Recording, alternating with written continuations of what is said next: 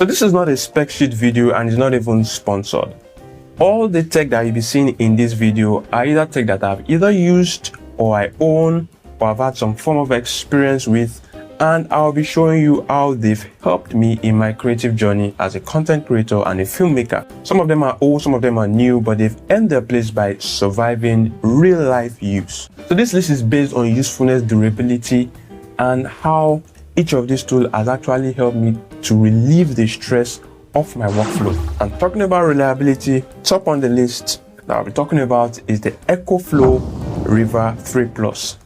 Here is the Ecoflow River 3 Plus. This is a portable power station that has really helped my workflow this year. It's basically a power station that provides power even when there's no electricity or any form of alternative power supply. So this is an alternative power supply. My best features about this is the fact that, number one, it's portable. I can fit this into my, gadget bag and then, fill it with other equipment like my lights, my cameras, and all of that. It's really easy to move around.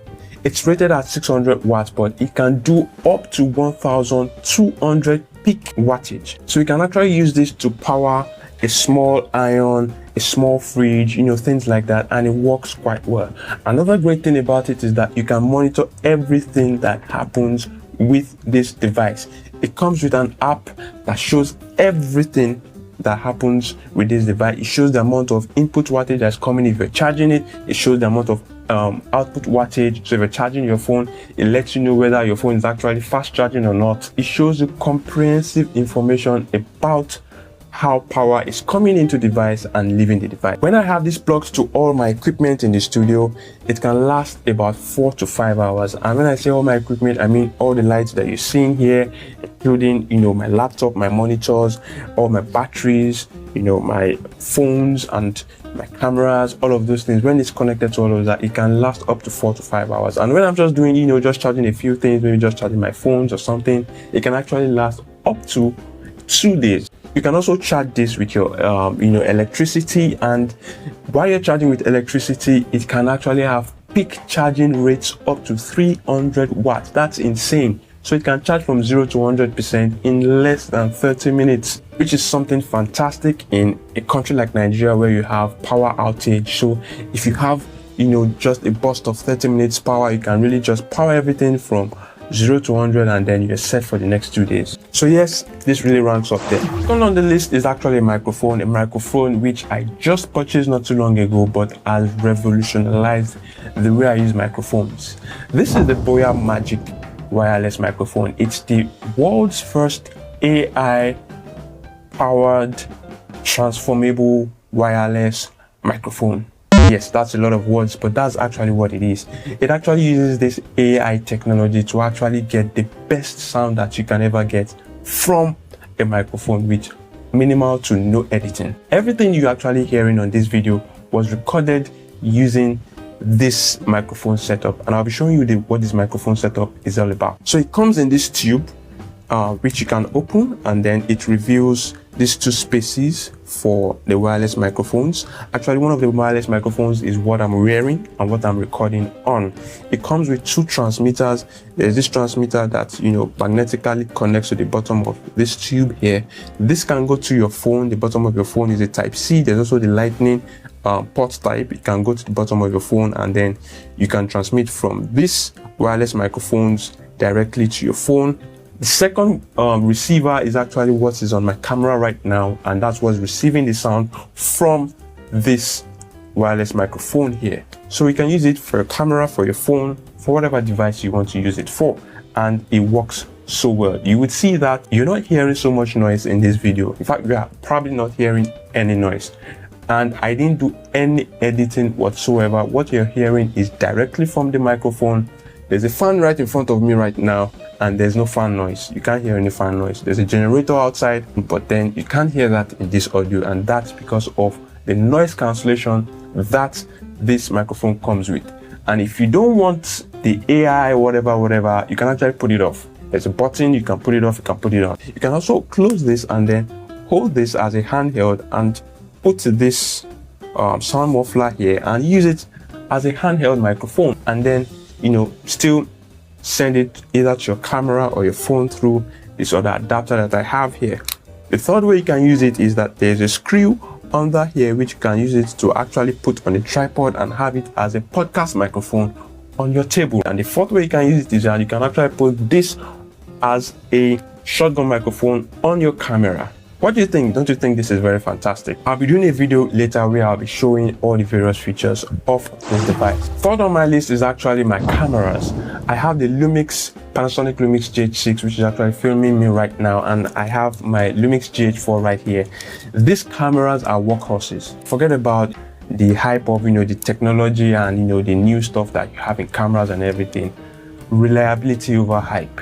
These cameras, they take a beating. You can take them anywhere. They are both weather sealed and they survive rain, snow, sun, whatever. I've used this in the blazing hot sun for hours and it survived quite well. No issues at all, no overheating, nothing. The LUMIX GH6 has a fan, the LUMIX GH4 doesn't have a fan, but it still works fantastically well. And the lenses that come with this are actually small lenses, the micro four thirds cameras, and so carrying them around is actually not an issue. So these cameras have been very useful for me as a content creator. And number 4 on my list is actually my smartphone. It's this Samsung S23 ULTRA. I just got this phone recently. This phone actually, I would say, is the chassis on which the S25 Ultra, the S24 Ultra and the S25 Ultra were built.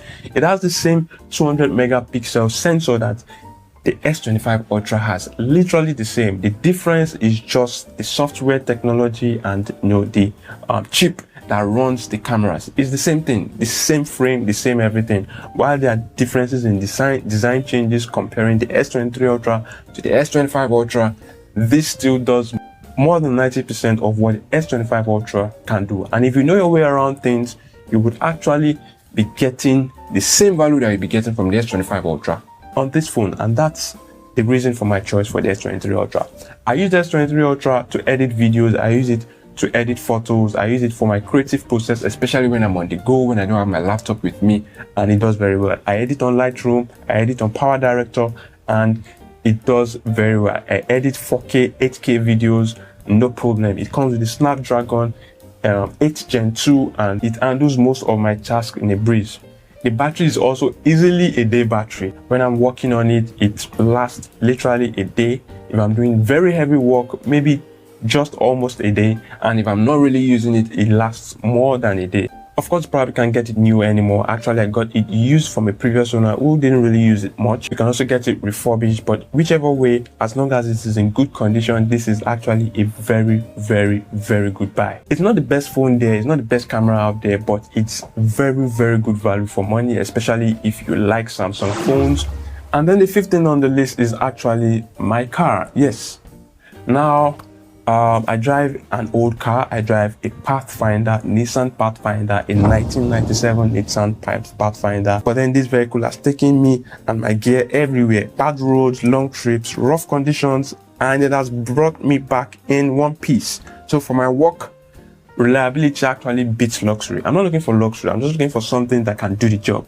And my old truck, I call it a truck, does quite well. It does the job, takes me where I need to go. It takes a bit of significant fuel, but then it does get the work done. And then the next one on my list is actually the Oraimo Spacebuds. Yes, the Oraimo Spacebuds. These are the Oraimo Spacebuds, and they've been actually very, very useful to me because they help me to actually focus in whatever environment I'm in. I can have my earbuds in my ears. So the Spacebuds basically help me to control my environment when I need the noise cancellation, when I need to focus. The transparency can also help when I need awareness. And then the battery life doesn't actually quit mid-task. The battery life can last me up to a week, 2 weeks. They basically just do what they're supposed to do, and this for me is just a reliability factor, not really anything special. And you'll see that mine actually, I've put mine in a case so you can actually see the brand name on it and all of that, because with this case I can actually hook this to my belt and then have it easily with me anywhere I go. I can pick it up and then put it in my ears and then remove it and put it back right on my belt strap. The last but not the least is actually my smartwatch. This is the Mi Band smartwatch. This is the Mi Band 4.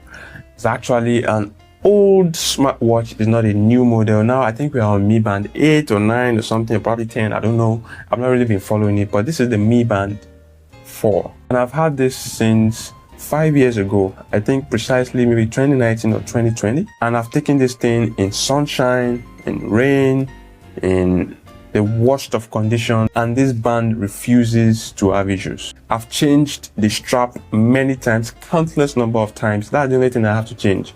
The device itself does perfectly well. In fact, sometimes I even forget that I have a smartwatch. It feels like I have just like a normal watch because I just use it indiscriminately, and it has never ever disappointed me. So yeah, that's basically it. And what's the take home from all these devices that I'm showing you? It simply shows that the best tech isn't always the newest. It's the tech that shows up, that survives, and quietly does its job without any hiccups or with minimal hiccups. Everything in this video has earned its place by making my work easier, faster, or more reliable. If you enjoyed this kind of real world tech review, you can hit the like, the subscribe button, and you can share.